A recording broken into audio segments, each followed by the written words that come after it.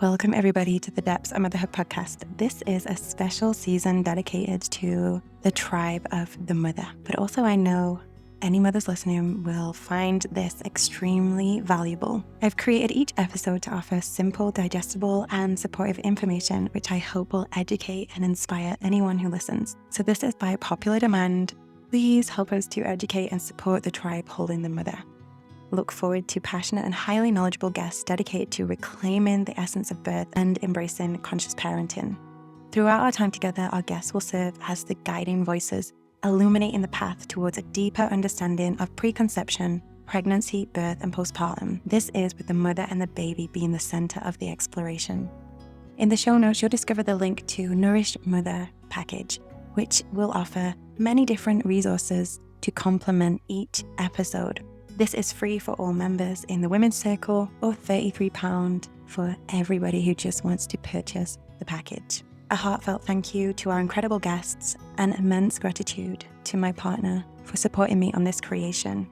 And finally, last but not least, special thank you to Araya, my daughter, for being the endless well of inspiration. Welcome everybody to another episode. We are still exploring preconception at the moment, and this week we are delving into the world of hormonal health with Bindi Stables. She is a board-certified integrative health practitioner specializing in women's health. She's the host of the Vibrant You podcast, dedicated to guiding women towards their happiest, healthiest, and most vibrant selves. Today we're going to be talking about the hormone pyramid. Have you ever heard of it? Have you ever seen it? I loved seeing the image on Bindi's social media recently because it really helped with my mind to look at these layers of what are contributing to our sex hormone health. And this really holds the key to understanding hormonal imbalances and how they can affect our whole being, and how these imbalances can manifest in our physical, mental, emotional reality. So as we come to understand these different tiers in this pyramid, Bindi also helps us to see how they can manifest and how we can support ourselves when we notice an imbalance and offer practical steps to bring our body back into harmony. And she explains how we can look at our menstrual blood to see where there might be an imbalance in our estrogen and progesterone just by looking at the color. And I'm curious if you have worked with your blood yet. For the past year, I have been painting with my blood every month, and it's so incredible to see how the blood changes. I'll talk about this in the next episode I release, which is with Alexandra and Shani, who wrote the book Wild Power. So I hope you can tune into that one. By the end of this conversation, we get deeper into sleep deprivation, because this is one of the major stresses in modern life, especially if you're already a mother. So if you're listening to this and you are preparing your body to conceive and you don't have any children yet, and you hear people say to you, make the most of it now, because when the baby comes, you won't be getting any sleep. Well, that really annoyed me at first. There is something in that though, because as the baby nestles up to the mother throughout the days, the baby will wake up on regular intervals to feel their mother's heartbeat, to listen to her breath, to smell her, to drink her milk. And this is to help regulate the baby's nervous system, to let them know that they're safe, to let them know that they have everything that they need. So that means we are stepping into this experience where our sleep is going to be disturbed because of this. And it's so, so beautiful. And I really do feel that on the other side now as a mother, if I hadn't got so triggered, I might have spent more time replenishing the sleep that I had lost through my younger years and making sure that I was fully nourished and rested. Because up until the pregnancy, I was go, go, go. I was working at a high stress level. I had the retreat center, so I was busy all of the time. Through running this retreat business, I was on the go 24/7, and I didn't even have my own room to sleep in. Some days the retreat center would just be packed up, and I would be sleeping for months at a time in a bell tent in my back garden, which I actually liked because I had some space. But I also had disturbed sleep then because I heard the animals, I heard things outside, and I noticed I did wake up a lot. So maybe that was my training. But there was one thing that wasn't healthy and nourishing, was that I just wasn't getting enough quality sleep. I wasn't nourishing myself. I wasn't able to switch off ever because I was being the provider for myself. I had this business. If I knew then what I knew now from experience, I would have made time for myself to rest, to be nourished, to replenish. And I think through being with our menstrual cycle, we can practice that. That is the gift. It is the training to getting to know ourselves as we go through these different rites of passage. And actually, when I became pregnant, I had to leave the retreat center. We left because it was just not what our family energy was calling for. And this was the first time, I would say, in my entire life that I had been able to rest. Someone else was providing for me. I didn't have anything to do. I didn't have any work to do. And I didn't know what to do with myself. So in this conversation, we talk about that. How do we learn the skill to actually rest and really rest, not just laying there and thinking about what we need to do, or even going into meditation with an intention to manifest? This is a really big one that's spreading around this spiritual community is you want to manifest your future. Do all this stuff. When you're in meditation, think about your future, visualize it. Okay, so when are we actually just being, switching the mind off and allowing ourselves to soften and release any unnecessary tension and to welcome our soul home to just be deeply nourished? And Bindi gives some amazing tips to get you started. So I hope that you can stay tuned right to the very end to get all this juicy information. And also, the resources to accompany this episode is a yoga nidra guided by myself. So, if you are part of the Women's Circle membership, which is £18 a month, you will have access to this resource through the Nourished Mother package.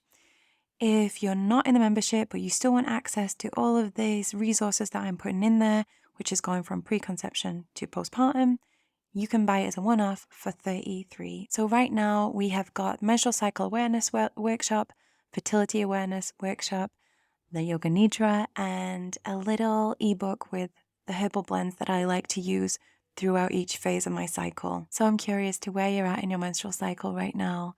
If you know, if you're tracking it, if your menstrual cycle is absent, if you are waiting for it to come back after the birth of a child, whatever it is, just bringing that into the energy of this episode today. Before we dive in, let's take a moment to check in with our breath.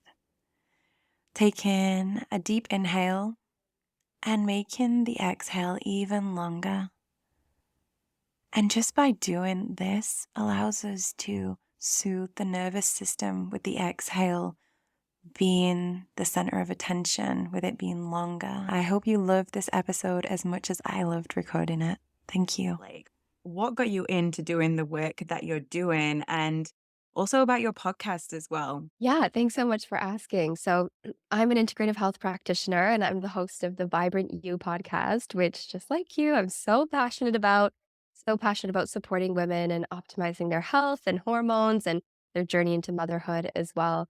And my story really began many, many years ago, actually, when I was still a kid. I was 12 years old when I basically one day woke up on the floor in my closet. I had just collapsed. I went unconscious and I woke up thinking, what is going on? What the heck am I doing here? And a year after that initial event of basically collapsing in the floor of my closet as a kid, I went on this medical journey for a year of going to all the doctors, all the specialists, trying to figure out what was quote unquote wrong with me. I was hallucinating. I was seeing things that weren't there. I was having all kinds of neurological and psychological happenings that nobody could figure out. And for almost a year, I kept hearing the same story. We can't find anything wrong with you. Your bloods are coming back normal. We didn't find anything on the ECG exam that we did or the spinal tap or all these things. And meanwhile, that entire year, I'm having these episodes of epileptic seizures every single day, or almost every single day for a year, and practically lived in hospital. And naturally just missed out on school and life and, field trips and friendships for that entire year. And it was a really difficult, scary time. And I was so blessed that one day I went up into my living room with my mom. It was a Wednesday morning, which normally I'd be in school, but of course I didn't because I had just had a seizure the night before and just woke up from a 21-hour sleep. That's all I did was sleep. And I was so drugged up and so medicated from what the doctors had shared with me, this antidepressant, it's all in your head, this medication, this anti-epileptic drug that just numbed me out and I became a zombie. And so on this particular Wednesday morning, I remember looking at my mom and saying, with just this moment of sobriety and this moment of clarity in between seizures and drugs, and saying to her, "Mom, I don't want to do this anymore. I'd rather have a seizure. I'd rather have an episode and have like a level of clarity and capacity to connect and capacity to think and creativity, which the drugs just so suppressed in my child body. And, in this moment of clarity, she too was like, "Yeah, I don't want this for you either." And from that moment on, everything changed because I stopped taking the drugs and I said, "There has to be another way."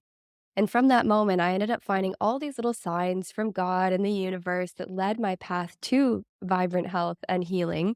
And it started with finding literally a sign about yoga. And I come from a town of 6,000 people in rural Alberta in Canada, which is very small and very not the culture of wellness like Costa Rica that you're in, Danielle. And me living here in Bali, it's like, what is yoga? What is all these modalities? So I actually ended up moving cities as a kid. I moved out at a really young age to pursue this path of yoga and meditation and wellness, and found a functional medicine doctor that did extensive lab testing. And all of a sudden, the answer is not no, there's not anything wrong with you. You're riddled with heavy metals and you've got all these gut pathogens and your hormones are a wreck and all of these things that we finally had answers for.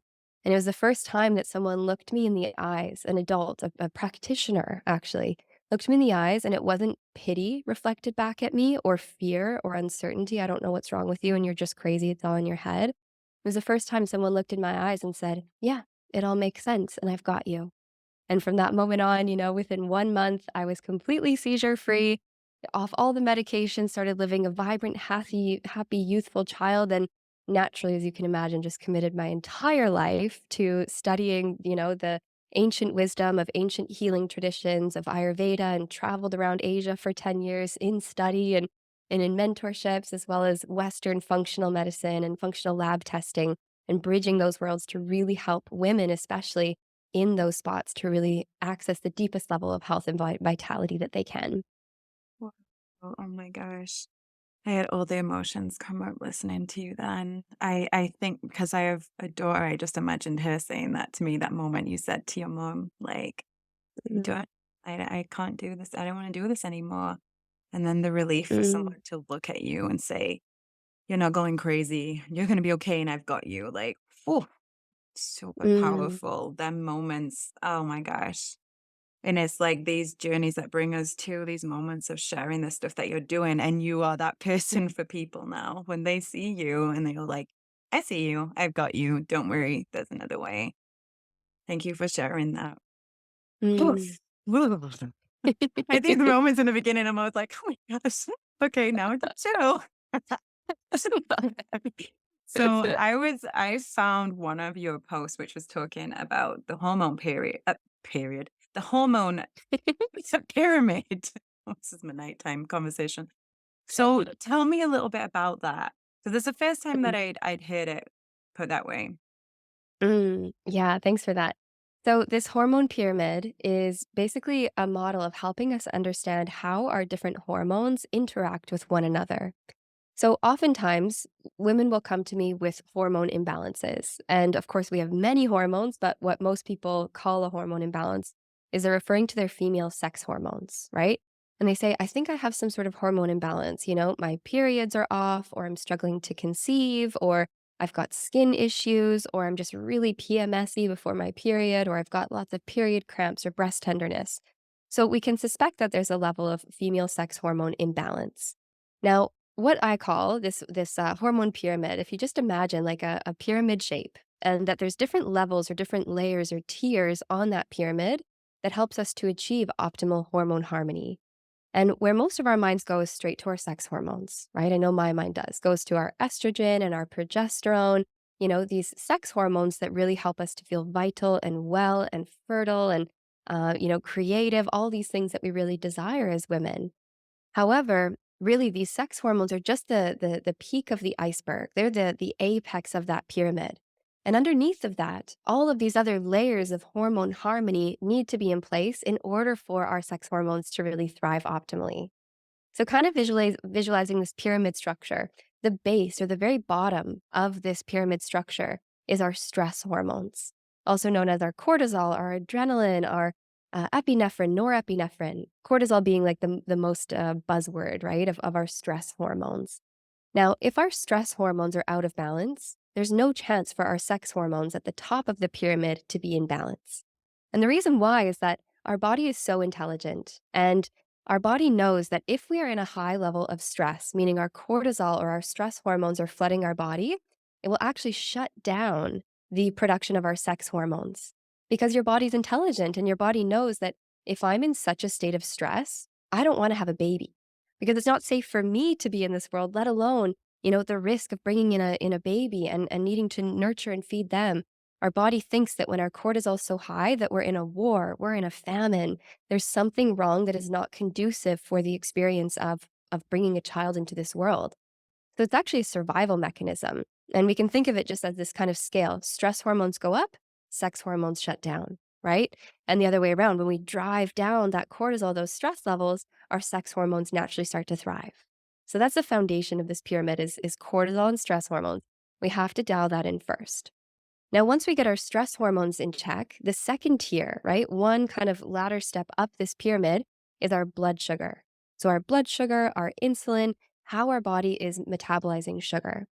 Now, another really common cause of sex hormone imbalances, again, whether someone's struggling with fertility or just irregular cycles or any diagnosed hormone imbalance like PCOS, endometriosis, etc., oftentimes there's a level of blood sugar dysregulation that's going on. So, how her body's utilizing sugar. And what she might find, a woman with blood sugar dysregulation issues, is that she's kind of on this like energy and mood roller coaster, right? So, throughout the day, she might have really high highs of feeling really good, really energized, excited about life, passionate, creative, followed by a big dip of feeling really low. And like an hour ago, I felt amazing, but now, like, what's going on? And this kind of roller coaster like that, her energy, her mood, all of that goes up and down.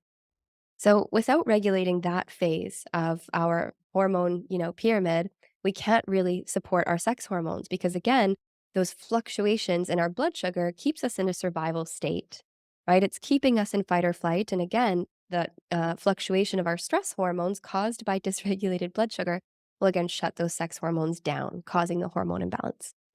The third step on this pyramid is our thyroid hormones. So, thyroid hormones is so essential for optimal sex hormones, for our energy, for our mood, for our focus, for a healthy metabolism, for a healthy weight. All of this matters. And so, if our thyroid hormones are not in balance, and that this is again, whether we have a formal diagnosis of hypothyroidism or hyperthyroidism, Graves' disease, Hashimoto's, whether we have a family history of it or not, if we have a level of just it's not optimal, right? Right? Maybe we don't have a diagnosable disease, but our TSH levels, our free T3, free T4 thyroid hormone levels are trending out of balance, then it's not in an optimal situation. And that will, of course, again, steal the raw materials needed for our sex hormones to keep our thyroid active. So, all of these levels beneath the sex hormones, right? The cortisol, the stress hormones, the blood sugar and how that relates to our hormones, our thyroid hormones, these are all survival hormones. But our procreation hormones, the apex of the pyramid, our sex hormones, this is optional, right? This is only for procreation. Now, of course, you and I know that we need our sex hormones in balance for optimal health, for vitality, for well being as a woman, whether we become a mother, whether we don't, whatever stage of motherhood we're in. But having all of these more survival based hormones underneath the hormones in balance is really what optimizes our sex hormones. That is so interesting. And you described that really beautifully in a way that like I could envision it so well. I will also put this image underneath. So for anyone who's watching the video, if you go underneath this, you'll be able to see um, a link. I'll find that your post and I'll put that under there because I think for a visual, it's Mm. just super, well, for me anyway, I love seeing visuals. And really, as you were saying all of this, my next question is like, wow, I can already feel that there is never going to be a definite answer because there's so many layers involved in this journey. Because my question is, how can we notice these imbalances? How can they manifest? So maybe the question is like, what are things that what are the first signs of imbalances that women will notice? Mm. Yeah, I love this. So it feels kind of like a two-part thing. Maybe we start with what shows or how the disease kind of manifests or the imbalances manifest, and then in what to do with it. So, how do we know if we have a hormone imbalance? One is I so trust the feminine intuition, right? And I trust women to know their body. I trust mamas to know their body.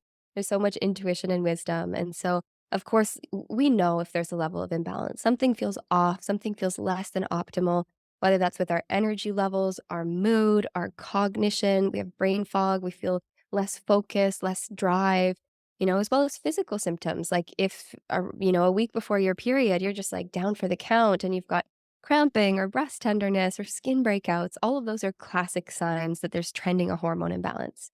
But my favorite way to interpret not just whether you have an imbalance or not, but to know what your imbalance is of course, like as an integrative health practitioner, I lab test, right? We work with science and we work with all these amazing lab tests to check. However, as women, we are so fortunate that every single month we actually have a free monthly blood test, and that is called your period blood. So if you are a woman of reproductive age and you're menstruating, then of course we can actually look at our blood and assess quite clearly and quite accurately what is happening on a hormonal level for us. So, should we get into Danielle? Do you want to go into kind of just some quick examples of how to assess period blood? That would be great. Yeah, that would be awesome. Okay, let's do it. So, a few different scenarios. So, if when you have your period, you look at your blood and you notice that it is a darker red color, it's dark red, almost purpley, or it could even have a slight blue tinge to it. It might have a lot of blood clots in it and it might be a little bit thicker, right? It's more thick, a little bit more coagulated. You get like strings of blood or more clots. This kind of picture of blood is pointing towards estrogen dominance. Now, estrogen dominance can either be too much estrogen or it can simply be too much estrogen in relationship to your progesterone, right? So, for example, my case, when I lab tested, it made sense that I had all the symptoms of estrogen dominance: breast tenderness, a lot of cramping. I would feel puffier or more weight gain before my period. Classic signs of estrogen dominance.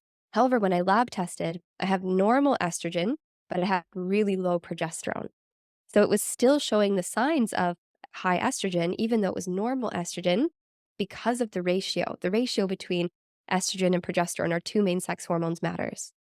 So that's one possibility. The darker blood, the heavier cycles, that is pointing to estrogen dominance for us to take care of.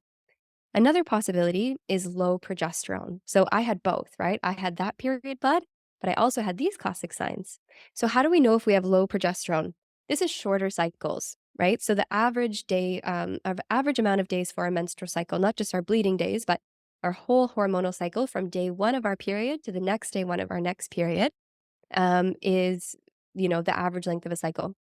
If we're getting periods 24 days, 23 days, 22, 21, less than that, really irregular periods are kind of all over the place, this can be pointing to progesterone deficiency. There's not enough progesterone. And progesterone is our pregnancy hormone. It makes us feel sexy. It makes us feel juicy. It makes us feel nourished. It nourishes and tonifies the womb. It makes us, when we have enough progesterone, we feel like this wise woman before our period. We're tapped into our intuition. We're connected to our female sex hormone of progesterone. When we're deficient, we feel like this old, just like haggled woman. We're not the wise woman. We're kind of just like the old hag, just as grumpy and mean and nothing is right in the world and complaining and critical. So progesterone is really what bridges the gap between, us feeling quote unquote, biatchy to feeling like our wise, whole embodied feminine self. So low progesterone is shorter cycles. The other classic sign of low progesterone is that in the start of our period and the end of our period, there's a brown color.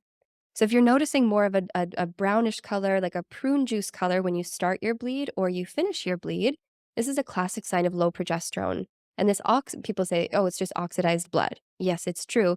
But what that means is that it's actually blood from your previous menstrual cycle that wasn't released. So it's actually blood from your previous period that wasn't released, and that is a sign of low progesterone. Your endometrium isn't fully shedding. There wasn't enough progesterone to fully release it. So that's the second scenario. We had high estrogen, we had low progesterone, now we have low estrogen. This is the third one I'll share. So this one is you might have a really light pink color blood. So if it's really light cycles, you maybe bleed 1 or 2 days. You might notice some of the similar symptoms to progesterone deficiency. There might be breast tenderness, there might be moodiness before your period, there might be signs of like hot flashes. So the days leading up before your period, you just feel like you're on fire, you're really hot. You feel dry, when you make love, there's not enough lubrication, it feels tender, it feels sensitive. And this more like light pink color of blood, or it might feel really thin and almost like mixed with mucus or cervical mucus. That would be the signs of low estrogen. And then, of course, a classic healthy hormones are balanced is a bright cranberry red, no major clots, a balanced flow, not too heavy, not too long. Around a 28-ish day, give or take a few days, and we get our cycle very regularly, like on the same day, every single month.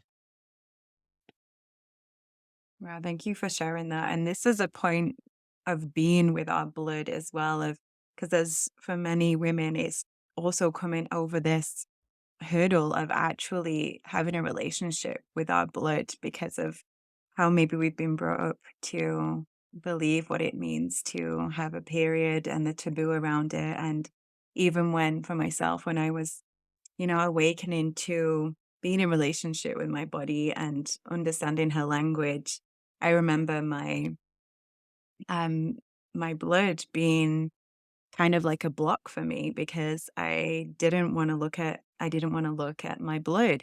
So actually that relationship of starting to look at your blood, see it, see its texture, maybe feel it and smell it is a really beautiful way for deepening the connection with our body and seeing what comes up with that as well. Because I think it's another thing as you're sharing these arisings coming from hormonal imbalance also gives almost this like allowance to be with the blood. Like there's a reason for doing it. There's a reason because you get to get this feedback to see what's happening inside of your body. And just wow, how incredible is it that it gives us this monthly feedback? Like, wow, every time it blows my mind. So how can you're about to go into part two with this, and I'm really curious for where you're going to get to with it because I'm sure people listening will be like, so like, what do we do if we're noticing this? How do we support the balance of our sexual hormones? Mhm. Yeah, love this. So, absolutely. The good news is that there's so much that we can do. And once we have the awareness of what that hormone balance is, there's two pathways. One is focusing on the basics, the foundations, and that's kind of what we'll focus on in this moment is exactly like the universal principles of hormone balance.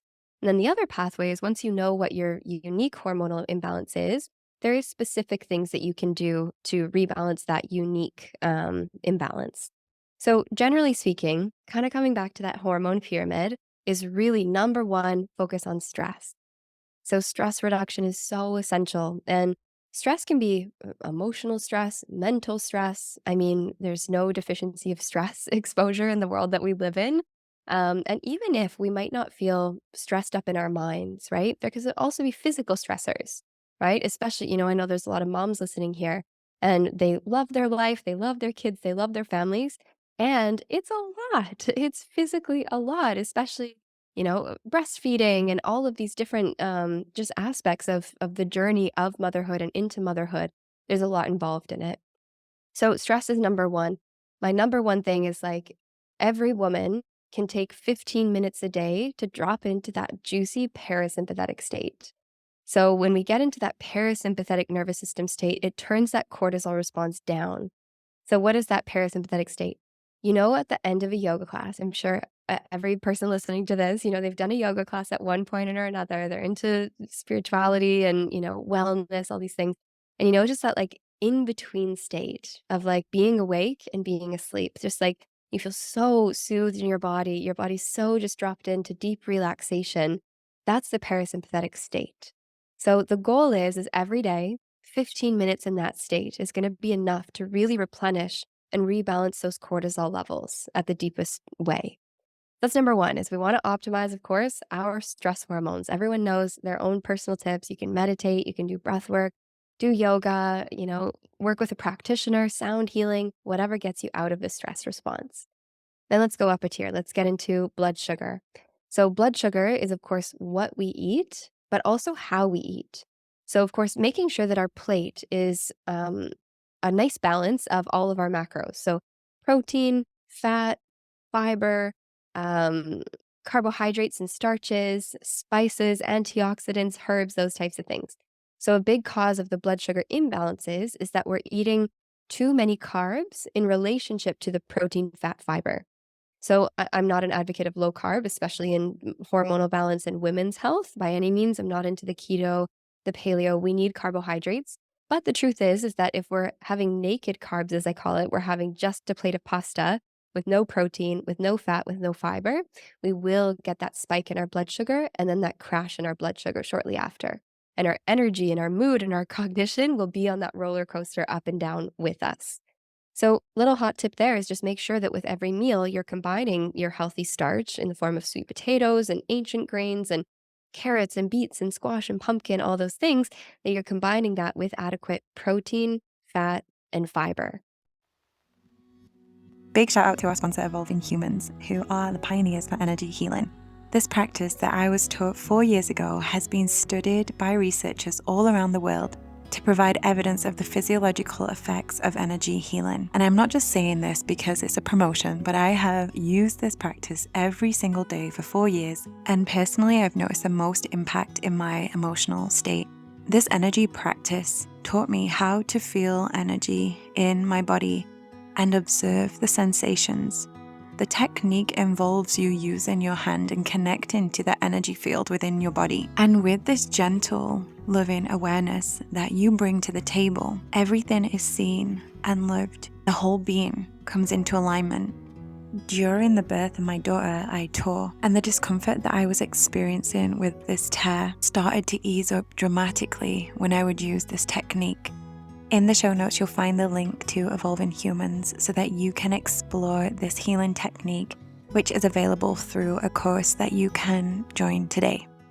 And fiber. And if we look at a plate, let's say we'd want half of our plate of vegetables that are like light and green and colorful. So bell peppers and broccoli and cauliflower and asparagus and salad, cucumbers, those types of things.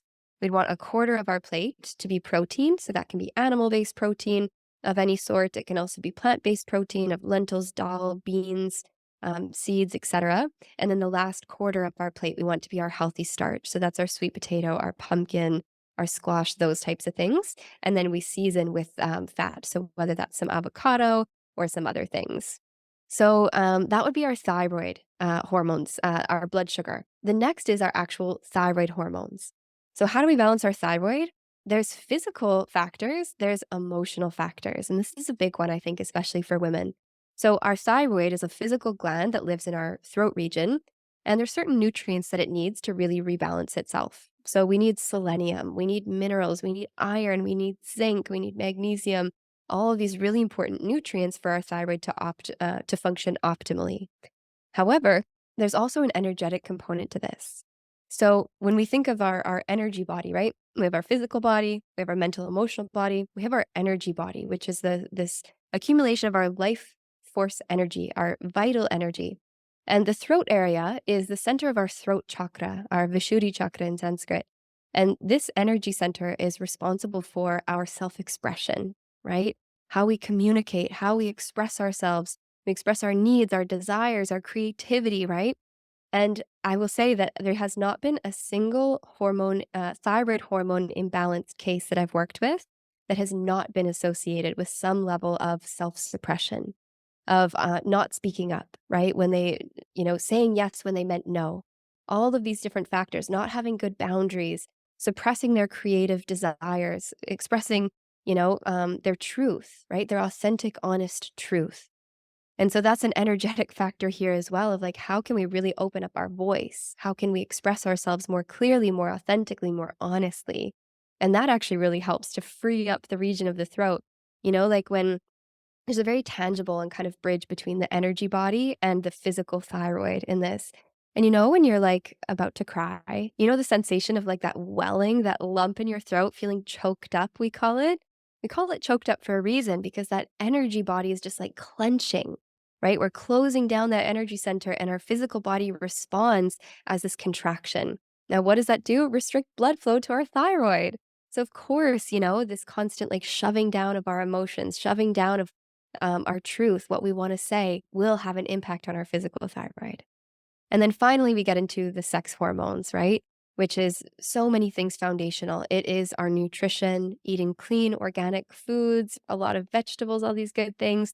It's exercising, it's stress reduction, it's toxin removal, right? A lot of the plastics that we're exposed to and BPAs, all of these chemicals, endocrine disrupting chemicals that we're exposed to on a daily basis. We do need support in detoxifying that and kind of emptying our rain barrel of those toxins that can lead to those sex hormone imbalances in the first place. Mm, wow, you really nailed that one. And I feel like because we're in preconception conversation right now, all of these things, it can be sound quite overwhelming. This is the time to be exploring this. I mean, for some mothers listening, maybe they already have another child. Maybe they don't, and this is their first. But I feel like this is the time to actually be considering, oh, what are we eating? How are we moving our body? How are we resting?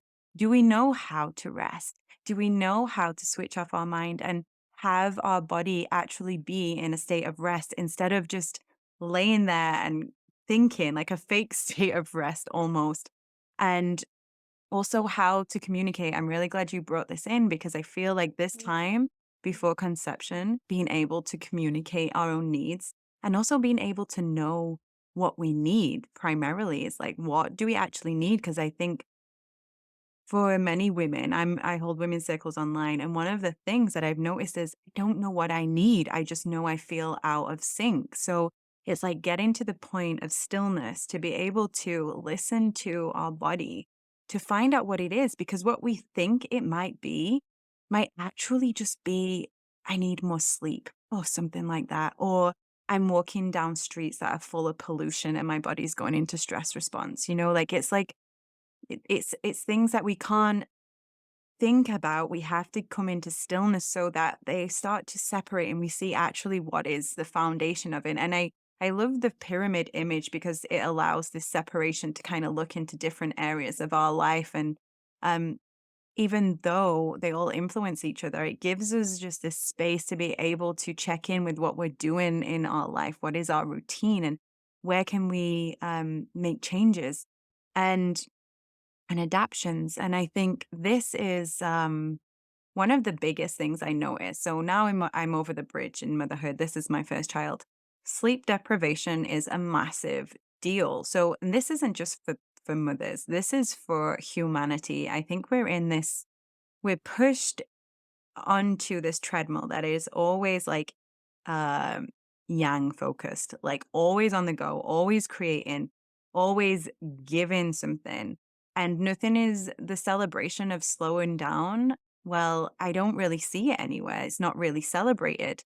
And I try and I encourage in our smaller groups is like celebrating the moments when someone says, I'm not going to come to this event today, or I'm going to skip out on this because I need to rest my body. And I'm like, yes, like celebrate you for doing that instead of feeling bad for like thinking that you're letting someone down. And I think that's another step of how do we connect to the people around us? How do we encourage them to nourish their body? And I think using the word nourishment is just a massive leap as well, because it's the question, does this nourish me? Does this serve me? Because when we see once we're nourished, this ripples out to the rest of our life and puts us in this vibrant way of living, which is what we're all moving to. So even if a woman is not looking to conceive, this information is like vital to for all humans to know. And I'm still blown away with how little they share in the school system as well. This whole other conversation.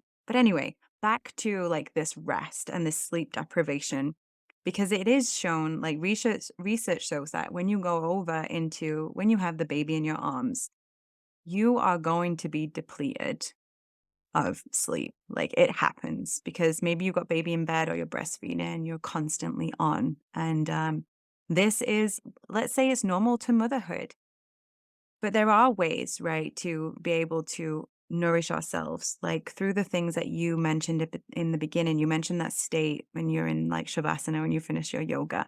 It's like be doing yoga nidra or something like that. Like I always promote yoga nidra. I'm like, you can do 15 minutes of yoga nidra. Just lay down, put the earplugs in, get this rest. And it really does make a difference. Like we can see that through the people that are in our space, in our circles. Like it makes a massive difference.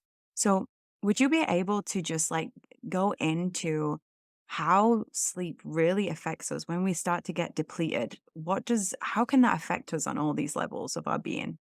Absolutely. So sleep is so, so important in every stage of our life. And I'd say it's even more important in the journey of motherhood. That's in preconception to build up our sleep stores, to build up that muscle of rest before we fall pregnant, before, that postpartum period where we're with our new baby. So, without a doubt, this is crucial. So, let's break it down into two areas. One is sleep optimization and how to optimize sleep. And then the other side of it is how to build more rest outside of sleep because we don't always have the luxury of sleep in that stage. So, a big kind of hormonal connection here is how we talked about cortisol, this primary stress hormone.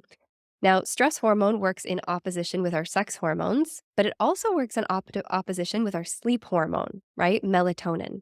So, when we have, again, those higher levels of cortisol, it shuts down our production of melatonin. However, it's a two-way street. We can also increase our melatonin levels, and it will actually bring down our cortisol. So, that means that one of the best ways to reduce our stress hormones is to sleep and have epic, amazing quality sleep. So, how do we get that? A few hacks for let's kind of go through different scenarios for preconception is little things like building a sleep schedule. So having an evening routine, having just like a little ritual that helps us turn our brain off. I like to work with the 3-2-1 method, which is stop eating 3 hours before bed. So 3 hours before bed, we're not eating anything, giving our gut and our digestive system a break so that our sleep chemicals and our digestive chemicals are not in competition with another. 2 hours before bed, we're going to stop drinking anything. So we're not waking up in the night to have to go pee. And then 1 hour before bed is we turn off all technology. So we're off our phone, we're off, blue light, we're off TV, we're off Netflix, we're off all of those things that, of course, naturally our cell phones emit blue light, and blue light stimulates serotonin and cortisol, our daytime wakefulness chemicals, and actually suppress our production of melatonin, our key sleep hormone. So let's say for a woman that does have a baby, right? And she is struggling with sleep of all kinds. One of the best things that we can do is, again, bring down that blue light. So let's say baby wakes up in the middle of the night for a feeding, or you've got to get up for something, right? Is don't turn on the blue fluorescent lights, right? Is having, like, I've got right behind me here, this is my red light. And a red light actually will allow that melatonin to stay active. As soon as we turn blue light on, it's gonna just drop, our melatonin, and it's gonna kick on our cortisol, our stress hormones. So that's a great thing is just, like, at night or, on your bedside table, just change your light bulb from the blue light or the warm. I'm sure nobody has a fluorescent light bulb right beside their bed, that would just be crazy, but, even those yellow warm lights, just change it for red. That's a great hack. Or I've got, like, my, salt lamp right beside me here. That's another great way where it's emitting those really warm hues, and that can be really supportive for sleep.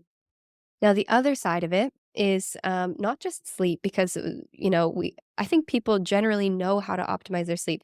Don't eat right before bed. Have an evening routine. Wind down in the evening. Create an optimal sleep environment. Lavender spray. Do some legs up the wall yoga pose. Like a lot of these tips are really just like on Instagram and on Google, and they're easy. However, what do we do when we're doing everything right? We're trying our best to get optimal sleep, but we've got a baby keeping us up all night, or, there's things getting in the way of optimal sleep. Then we have to focus on what we call NSDRs, non sleep deep rest practices. So, as you mentioned, Danielle, you love your yoga nidra. I'm such a big fan too. So, yoga nidra, things that are non sleep, but we're getting into that deep rest state because that will also recover our nervous system. A sleep deprived nervous system is primed for anxiety, depletion, Mm. feeling out of our minds, for hormone imbalances, all those things. So we can actually recover our nervous system, which primarily happens at night when we sleep. We can do that through these other non sleep deep rest protocols. So let's maybe name more of a few. Yoga Nidra is absolutely one of my favorites. 1 hour of Yoga Nidra equals 4 hours of deep sleep. They've like mapped this out scientifically. It's so much fun. 1 hour of deep meditation is worth 8 hours of sleep of deep sleep. So this I can actually affirm to be true. I used to live my previous life, like not past life, but just before this chapter of life. I actually lived as a part-time monk, and I lived in India for many years and went through this chapter for over 5 years. I meditated for 12 hours a day for certain months of the year and spent a lot of time in silence and in just deep spiritual practice. I did not need sleep. My body was so rested all of the time that just that much meditation, I could easily go lay down in my bed for a few hours at night and be totally rested. So what's some other, let's say like yoga, that's shavasana, just like a little cat nap. One of my favorites is Epsom salt baths, and it's a two-way street. So one is just it's restful, it's warm, it's cozy, jump in there for 20 minutes. But when you add Epsom salts, you're actually hacking or harmonizing your nervous system because that magnesium sulfate in Epsom salts is like a tranquilizer for your nervous system. We actually need a lot of Epsom salts in there, like, for sitz baths postpartum, for, sleep optimization Epsom salt baths, we really need like a kilo of Epsom salts. So, like, a few teaspoons or like a cup isn't gonna cut it for a therapeutic effect. Still relaxing, still gonna get some benefits, but we really need like a kilo of Epsom salts for it to be really, therapeutic, for that magnesium to penetrate the nervous system and physically drop you into that parasympathetic state. What else would you add, Danielle? Oh, these are such good ones. And I feel like even just talking about it, I can feel my body unraveling and just being so relaxed just thinking about that Mhm. bath. Oh my gosh. I so what I wanted to add to this, because I feel like it's such a needed conversation and it sounds so simple, like, oh, just get rest. But there is that part of our mind that can play up. So I feel like having this exploration in the preconception phase is so important, because being able to truly allow ourselves to fully be in the moments is a practice. Like, if you're someone that is constantly in their mind, creating things, planning things, like everything's so scheduled, there's always something to create. When you like go and sit down or get in your bath, you might be in that bath, but you might be actually thinking like what you're going to cook for dinner or what's like the next podcast. Or is that just me? So like, I know it is a practice because I have been raised to be in my mind, and I took a journey similar to yours, like through meditation. And when I sat in meditation, I was like, whoa, what is going on up there? Like, who is in that brain? So, and I know this is like very much in the, on social media, it's very much there in awareness of this mindfulness way of existing, but it is the practice. And I think through living with small rituals, like you've given some amazing ideas there of just like being in ritual throughout the day. So waking up, making a cup of tea, smelling it, feeling the warmth, going through the senses. That's like my very simple way of remembering, because sometimes I can get stuck into what practices do I need to do? Like, how do I do this? And it can activate my mind instead of now, because I've had to do this in quick time after giving birth and like being able to calm my nervous system. I just take each moment to be like, am I fully present with all my senses? And when I say, no, I'm not, because I'm thinking about what I'm doing tomorrow, I just say, let's just take 5 minutes, whether I'm outside listening to the birds, like feeling my feet on the earth, and also not having an expectation that I'm going to feel calm in the next moment. Like, because I might be completely depleted and it might be me just like filling up these empty spaces that have been used up. So just like filling it with these moments. But I trust that in like maybe by the evening or maybe tomorrow, I'll be feeling more aligned and more in balance, because I used to have the expectation that, well, I've just done this nidra or I've just like had a bath and I'm still pissed. Like I'm still like feeling completely shattered and I don't want to be touched. I don't actually want to like exist right now and do anything. So when I got it into my head, well, I'm probably just depleted from years of pushing myself and like actually lack of sleep because I joined the military at 16 years old. Like my whole life was filled up with doing stuff and performing and pushing my body and being on contraceptive pill, hormonal contraceptive pill. So I now see I've changed my view on things to that I am just rebuilding my stores and I'm nourishing myself. So if I get out of sync and I feel out of balance, it's okay. I don't need to know the reason because I could probably plant it on my partner. I could be like, probably the relationship I'm in. Like, I should leave. That's my go to. It's like, I should just leave. Like, now I can't because I have a baby. But usually it's never to do with him. It's to do with, I need to take that nap with my daughter in the afternoon, or I need to remember to have my tea in the morning as soon as I wake up instead of like first making pancakes for everyone. Like, I need to nourish myself first. And this all in preconception is just a great practice to get into of nourishing yourself and letting that ripple out to your family and your friends and whoever's around you and encouraging that in them as well. So I'm really Mm. glad like we got into this part of the conversation because it is just like it's a massive part, I think. Oh, absolutely. As you're sharing that, I'm so reminded that so much of our capacity to rest as women is like, yeah, sure, one, not knowing how to, and like, what are the things that are restful? Because we didn't learn that. But second is just like permission, like we do, like different chapters of life, like we're so forced by society into busyness, into intensity, into go, go, go, and to achieve and to become just into this really masculine way of living that like how it's not fair for us to think that this is a skill that should just be innate, when we've lived so unnaturally for so long, I'd say at the deepest level, this is the most natural state of being is your rested, embodied, receiving feminine state, but we haven't practiced that part of us. And so I think that so much of it is permission to rest and not seeing, I'm sure you coming from like military background, there's a big part of me as well that's like rest is selfish. It's like self-indulgent. It's lazy. It's just not nice. It's greedy. There's a level of like greed with rest.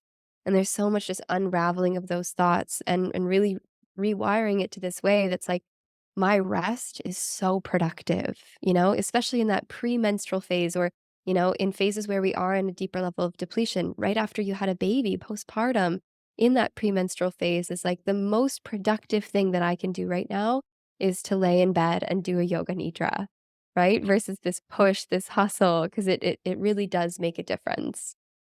Yeah, 100%. And our like world is not promoting that. And when you mentioned about the lighting, this is a big one for our family. Like we'll come to a new house because we move like homes all the time as we're traveling. And we always change the lights. Like it's a massive one for us. And like as it becomes darker, we start to put the candles on and we we know the importance of it, of being in tune with the natural light, not just because we've read it, but we feel it in ourselves. And if we've been on our computers too much without I mean, we have a great, I don't know if you have this on yours. It's called, what's the one that I have? It's called Flux, F.LUX.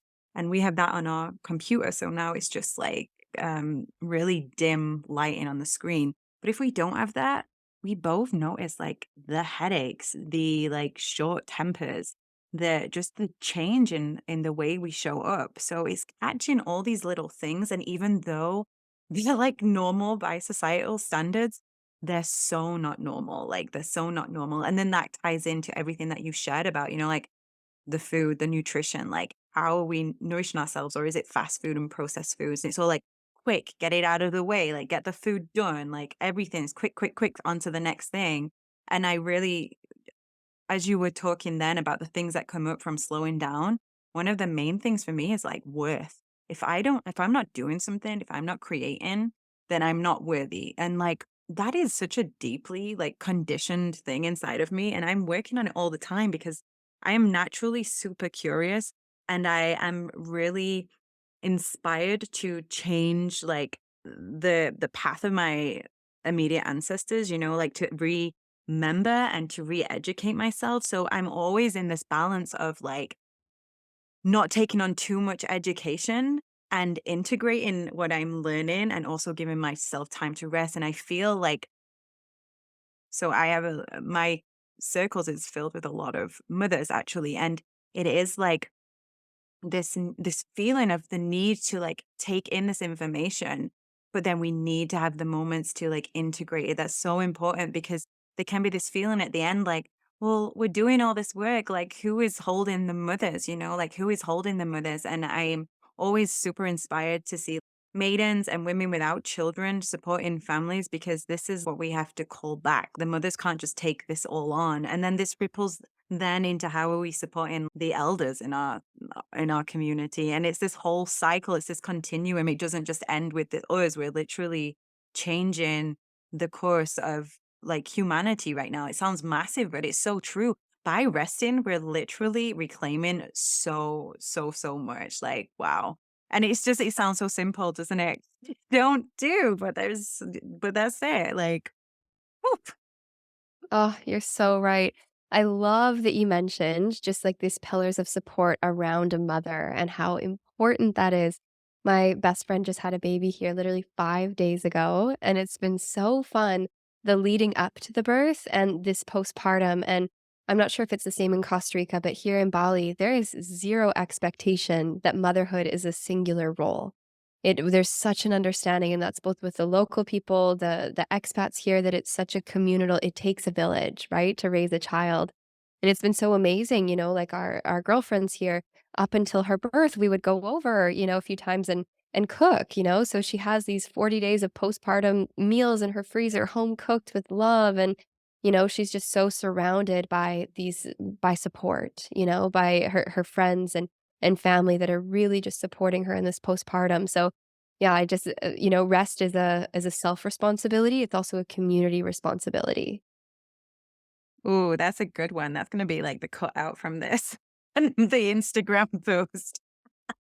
No, that's so true. And sending love as well to your friend in this postpartum stage. And it's amazing that she has you and the rest of her community around her. And this is exactly why, I got into this, is because I saw which was in my mind a lack and so to change the tune of the complaints, I had to make it a dream, to call it in to like, how do I treat myself?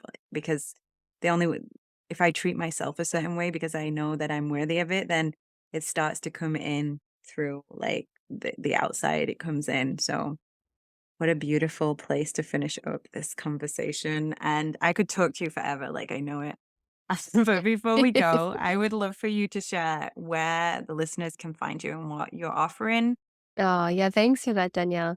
Yeah, so I'm on Instagram. My handle's Bindi Stables, Bindi, Stables with a B. Love to connect with women on there. I'm always sharing content and ideas and inspiration for optimal women's health. As well as my podcast is such a labor of love, and there's all kinds of episodes on there on hormone balancing and like menstrual cycle syncing, preconception, all of these things. So yeah, I'll maybe share a few like key episodes with you for the show notes, but anyone can just go find Vibrant You on any podcast app. And yeah, just a wealth of information and insights there. Amazing. Thank you so much for sitting with me. I really appreciate this. It's been such a pleasure, Danielle. Thank you so much. And for all the work that you do in the world. It's such a pillar of just support for women. And yeah, I'm so grateful to have connected with you today.